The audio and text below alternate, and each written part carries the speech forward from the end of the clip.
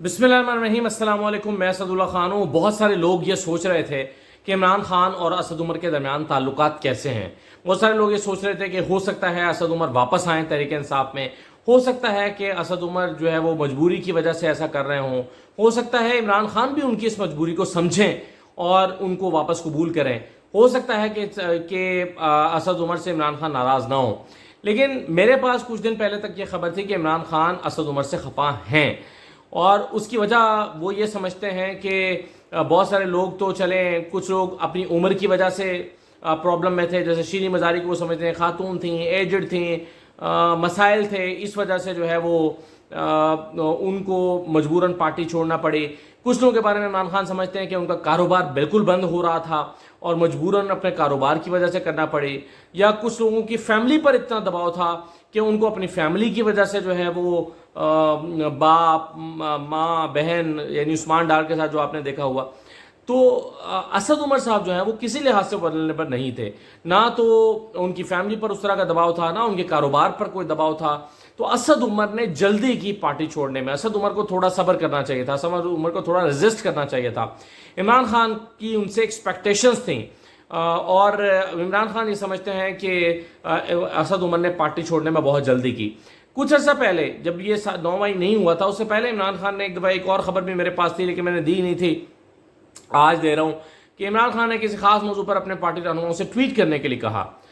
Sensitive معاملہ تھا، عمران خان نے کہا کہ اس کو طریقے سے ٹویٹس کی جائیں۔ زیادہ تر پارٹی رہنماؤں نے ٹویٹس کی لیکن اسد عمر نے ٹویٹ نہیں کی تھی۔ اب اسد عمر کی ٹویٹ نہ کرنے پر عمران خان اس وقت بھی جو ہے وہ ناراض ہوئے تھے، اور ان کو رنج پہنچا تھا کہ اسد عمر جو ہے وہ کیا اس کی لائلٹیز پارٹی کے ساتھ یا پارٹی کے موقف کے ساتھ نہیں ہے، تو اس وقت بھی ایک شکوہ تو پیدا ہوا تھا۔ اب آج صبح ایک تو یہ ہوا کہ اسد عمر صاحب جو ہیں ان کی اتفاقی ملاقات ہو گئی عمران خان سے عدالت کے اندر، کمرہ عدالت میں ملاقات ہوئی، اور جس طرح سے رپورٹ ہوا ہے وہ یہ کہ عمران خان، اسد عمر نے عمران خان کو دیکھ کر آگے بڑھ کر ہاتھ ملایا اور پاس ساتھ بیٹھنے کی دعوت دی یا درخواست کی کہ آپ یہاں بیٹھ جائیں، لیکن عمران خان وہاں نہیں بیٹھے بلکہ وہ سیدھا روسٹرم کی طرف چلے گئے، اور پھر وہاں سے فارغ ہو کے بھی اسد عمر سے دوبارہ نہیں ملے اور پھر کہیں اور جا کر بیٹھ گئے۔ تو یہ بیسیکلی اس کو کہتے ہیں سرد مہری کا مظاہرہ کرنا، کولڈ شولڈر جس کو آپ انگریزی میں کہتے ہیں۔ تو عمران خان نے سرد مہری کا مظاہرہ کیا، یعنی کچھ کہا بھی نہیں، ہاتھ ملانے سے انکار بھی نہیں کیا، اور سرد مہری کا مظاہرہ بھی کیا، کوئی بات بھی نہیں کی۔ اس جیسے سے بھی لگا کہ اسد عمر سے عمران خان ناراض ہیں۔ اور آج شام کو پھر جب اسد عمر نے کاشف عباسی کو انٹرویو دیا، تو کاشف عباسی کے انٹرویو کے نتیجے میں یہ ہو سکتا تھا کہ تحریک انصاف اس کو نظر انداز کر دیتی، لیکن تحریک انصاف نے اسد عمر کے موقف پر سخت رد عمل دیا، اور جو باتیں اسد عمر نے کی تھی میں بتاتا ہوں ایک دو چیزیں اس میں سے آپ کو۔ سخت رد عمل دیا، اب وہ سخت رد عمل ظاہر ہے پارٹی کے ترجمان رؤف حسن صاحب کی طرف سے نہیں ہے، اور یہ نہیں ہو سکتا کہ اسد عمر کے بارے میں رؤف حسن خود یہ موقف دے رہے ہوں انٹل انلیس کہ انہوں نے عمران خان سے مشورہ نہ کیا ہو۔ تو عمران خان کے کہنے پر ہی یہ رد عمل دیا گیا ہوگا، اس میں کوئی دوسری رائے نہیں ہے۔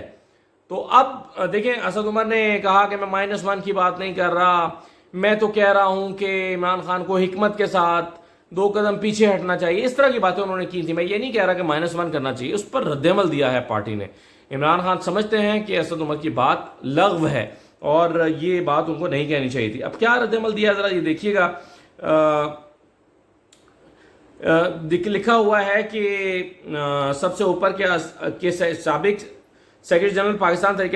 انصاف اسد عمر کی کاشف عباسی کو آج رات دیے گئے انٹرویو پر پاکستان تحریک انصاف کا رد عمل۔ اسد عمر کے خیالات میں ابہام اور کنفیوژن واضح ہے۔ اسد عمر کا یہ دعویٰ کہ چیئرمین کی اسٹریٹجی پر اختلاف کے باعث سیکرٹری جنرل کی ذمہ داریوں سے الگ ہوا حقیقت سے متصادم دکھائی دیتا ہے۔ اسد عمر نے کہا تھا نا کہ جی میں نے جو چیئرمین تحریک انصاف ہیں ان کی پالیسیز کی وجہ سے میں نے علیحدگی اختیار کی، وہ کہتے ہیں کہ نہیں ایسا نہیں ہے۔ اسد عمر کو چیئرمین یا جماعت کے فیصلوں سے اختلاف تھا اور وہ ان پر عمل درآمد کرنا مناسب نہیں سمجھتے تھے، تو اسی وقت منصب سے علیحدہ ہوتے۔ یہ کیا کہ آپ کو گرفتار کیا گیا تو بعد میں آپ نے پریس کانفرنس کی۔ اسد عمر نے تسلیم کیا کہ 9 مئی کے واقعات کی منصوبہ بندی تحریک انصاف کے کسی اجلاس میں نہیں کی گئی۔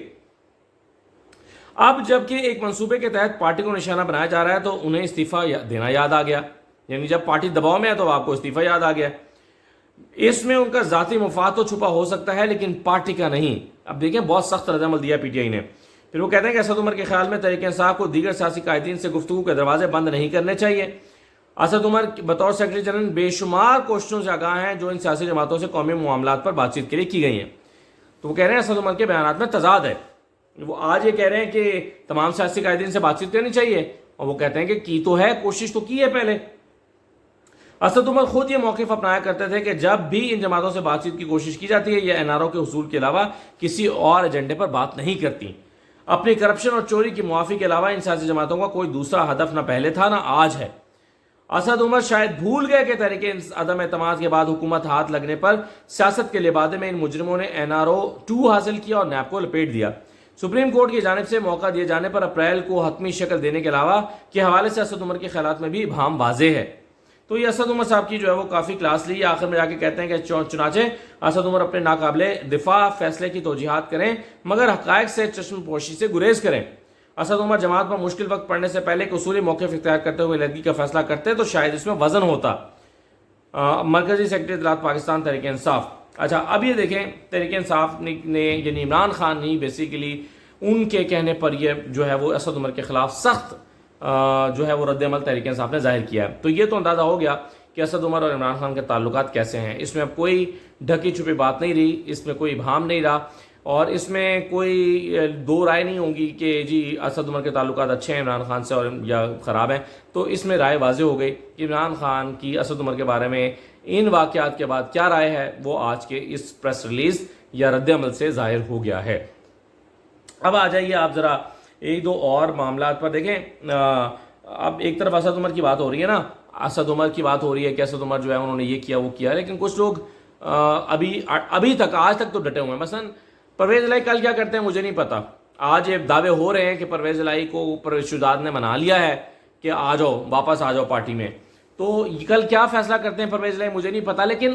بہرحال ان کی ریزسٹنس اسد عمر سے تو زیادہ ہی ہے، اور بھی پی ٹی آئی کے کافی سارے لوگ ہیں، ان سے تو کم از کم زیادہ ہی ریزسٹ کیا ہے انہوں نے پرویز الہی صاحب نے، تو ان کی ریزسٹنس ان کی نسبت تو زیادہ ہی ہے۔ تو پرویز الہی صاحب سے آج چودھری شہزاد کو بھیجا ملاقات کرنے کے لیے، یعنی بیوی تو مل نہیں پا رہی، چودھری شہزاد کو بھیجا ہے کہ جا کے کہیں ان کو کہ آ جاؤ، جو تم نے کیا وہ صحیح نہیں کیا، آ جاؤ اور جوائن کرو واپس پارٹی میں۔ وہ یہ پیغام لے کر گئے ہیں، اور اس پیغام کے بعد جو ہے وہ کانفیڈنٹ ہیں کہ پرویز الہی واپس آ جائیں گے۔ تو کیا پرویز الہی ایک آدھ دن میں یہ فیصلہ کر سکتے ہیں، یہ تو کل پتہ چلے گا، لیکن ابھی جو ہے وہ یا کم از کم پرویز چودھری شہزاد تک ان کو کنوینس نہیں کر سکے ہوں گے، تو ان کو جو ہے وہ کنفیوز ضرور کر دیا گیا۔ وہ کہتے ہیں نا انگریزی میں if you can not convince someone confuse ہم، کنوینس نہیں کر سکتے تو اس کو کنفیوز تو کر کے آؤ نا کم از کم۔ تو یہ تو ہوا ہے پرویز الہی صاحب کے ساتھ۔ دیکھیں وہ کتنی ریزسٹنس دکھاتے ہیں۔ بہرحال آج جو چودھری شہزاد کی ملاقات تھی پرویز الہی کے ساتھ، وہ اسی پہ رائے میں تھی جس پہ رائے میں آپ کو یاد ہوگا کہ عمران اسماعیل، فواد چودھری اور مولوی محمود جو ہیں جا کر، یامر محمود کیانی، یہ جا کر ملے تھے شاہ محمود قریشی سے جیل میں۔ یہ اسی طرح کی ایک ملاقات آج ان کی طرف سے کرائی گئی ہے اور ان کو ایک خاص پیغام دے کر بھیجا گیا ہے۔ اچھا اب آپ دیکھیں کہ ایک اور چیز بڑی امپورٹنٹ ہوئی ہے، وہ یہ ہوئی ہے کہ تحریک استحکام پارٹی نے یہ فیصلہ کیا ہے کہ اون چودھری اور نعمان لنگڑیال حکومت کے جو عہدے کابینہ میں رکھے ہوئے ہیں انہوں نے معاونین خصوصی کے وزیر اعظم کے، اس سے وہ علیحدہ ہو جائیں، اور یہ ان دونوں کو پارٹی کی طرف سے ہدایت کر دی گئی ہے کہ آپ دونوں اپنے عہدے چھوڑ کے پی ڈی ایم کی حکومت سے قطع تعلقی کر دیں۔ اب یہ فیصلہ کیوں کیا گیا ہوگا، اس کی دو تین بنیادی وجوہات ہو سکتی ہیں۔ ایک وجہ یہ ہو سکتی ہے کہ استحکام پاکستان پارٹی نے یہ فیصلہ کیا ہو کہ ہم نے اب چونکہ پی ڈی ایم کے ساتھ یا نون لیگ کے ساتھ تو چلنا نہیں ہے، تو اس لیے ان کو علیحدہ کر لینا مناسب ہے۔ دوسری رائے یہ ہو سکتی ہے، دوسری وجہ یہ ہو سکتی ہے کہ جہانگیر ترین کی پارٹی نے یہ فیصلہ کر لیا ہو کہ ہم نے پی ڈی ایم کی مخالفت میں جو ہے وہ اپنی کیمپین کا آغاز کرنا ہے، تو چونکہ ہم نے ان کی مخالفت میں anti P D M vote لینے ہیں تو اس لیے ہم کریں۔ اس کے امکان ویسے مجھے کم نظر آتے ہیں، لیکن بہرحال ایک امکان یہ بھی ہو سکتا ہے۔ تیسرا امکان یہ ہو سکتا ہے کہ وہ دکھانا چاہتے ہوں کہ ہم ان کے یعنی کریٹیسزم ہو رہا ہے کہ یہ کیا ہوئی، آپ پارٹی الگ پارٹی بھی ہے اور ان کے ساتھ مل کے بیٹھے بھی ہوئے ہیں، تو ہو سکتا ہے اس کریٹیسزم کو ختم کرنے کے لیے کیا گیا ہو۔ لیکن بہرحال آج یہ فیصلہ کیا استحکام پاکستان پارٹی نے کہ وہ راہیں جدا کر رہے ہیں اور پی ڈی ایم سے اپنے بندے نکال رہے ہیں، پی ڈی ایم کے یعنی منسٹری سے، کابینہ سے اپنے بندے نکال رہے ہیں۔ تو زیادہ امکان اسی بات کا نظر آتا ہے کہ شاید یہ جو استحکام پارٹی کے جہانگیر ترین صاحب ہیں، یہ شاید ان کی کوئی سیٹ ایڈجسٹمنٹ کا فارمولہ بن نہیں سکا نواز شریف کے ساتھ، یہ اس بات کا امکان زیادہ دکھائی دیتا ہے۔ اچھا اب آ جائیے جی کہ آج جو حلوائی کی دکان پر نانا جی کی فاتحہ ہوئی ہے اور مال مفت دل برہم والی مثال کہ جس میں قوم کا پیسہ جو ہے وہ دونوں ہاتھوں سے سمیٹنے کی کوشش کی گئی ہے، اس سے پہلے میں آپ کو شہباز شریف صاحب کا بیان سنوا دیتا ہوں، بڑا مزیدار ہے۔ انہوں نے کہا کہ چینی دوست کچھ منہ سے تو نہیں کہتے لیکن نظروں سے بتاتے ہیں کہ بھائی یہ کب تک خیرات مانگتے رہو گے۔ تو کیا کہا ہے انہوں نے شہباز شریف صاحب نے، ذرا یہ سن لیجئے۔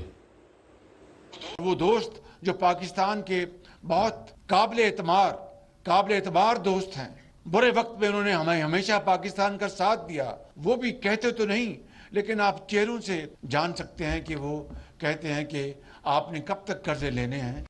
وہ کہتے تو نہیں ہیں لیکن چہروں سے آپ جان سکتے ہیں کہ بھائی کب تک قرضے لینے ہیں۔ یہ جو ہے وہ شہباز شریف صاحب کا خیال ہے کہ یار وہ ہمیں دوسروں سے تانے پڑتے ہیں کہ کب تک مانگتے رہو گے، کب تک مدد کے لیے پکارتے رہو گے، اپنا خود کیوں نہیں کھانا پکانا کرتے، خود کیوں نہیں پیسے کماتے، یہ شہباز شریف صاحب نے کہا۔ لیکن دوسری طرف دیکھیے چیئرمین سینٹ سیلریز الاؤنسز اور پریولیجز بل 2023 بڑی ہی خاموشی کے ساتھ منظور ہوا ہے، یعنی چیئرمین سینٹ کی مراعات میں اضافے کا بل، اور اس میں کون کون شامل ہے اس بل کو پیش کرنے میں وہ بعد میں بتاتا ہوں۔ لیکن اس میں کہا گیا ہے کہ چیئرمین سینٹ اور ان کی فیملی کو سرکاری گاڑیوں کے استعمال کا حق ہوگا، گاڑیوں کی مینٹیننس سرکاری اخراجات سے ہوگی، یعنی پوری فیملی کو گاڑیاں ملیں گی اور گاڑیاں جو ہیں وہ استعمال ہوں گی۔ پھر وہ کہتے ہیں کہ جی رہائش گاہ کا جو کرایہ ہے وہ کرایہ کی مد میں 2.5 لاکھ روپے ماہانہ ملیں گے۔ چیئرمین سینٹ کی ایک مدت کے دوران ان کی سرکاری رہائش گاہ کی تزئین و آرائش کی جائے گی جس کی لاگت 50 لاکھ روپے ہوگی۔ 50 لاکھ روپے تک آپ تزئین و آرائش کرا سکتے ہیں گھر کی۔ چیئرمین سینٹ بیرون ملک سرکاری دورے پر ہوں گے تو انہیں ڈپٹی ہیڈ آف اسٹیٹ یا نائب صدر کا پروٹوکول دیا جائے گا، یعنی اگر یہ کسی بیرون ملک دورے پر جائیں گے تو پاکستان کی طرف سے ان کو ڈپٹی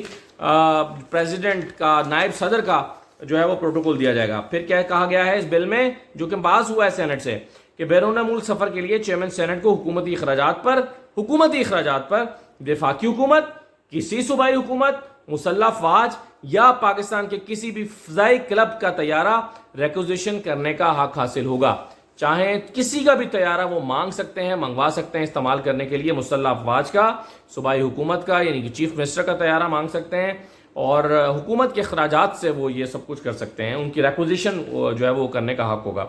پھر کہا گیا ہے کہ جو 3 برس تک سینٹ کا چیئرمین رہ چکا ہو اسے 12 افراد پر مشتمل سپورٹنگ سٹاف دیا جائے گا تا حیات، یہ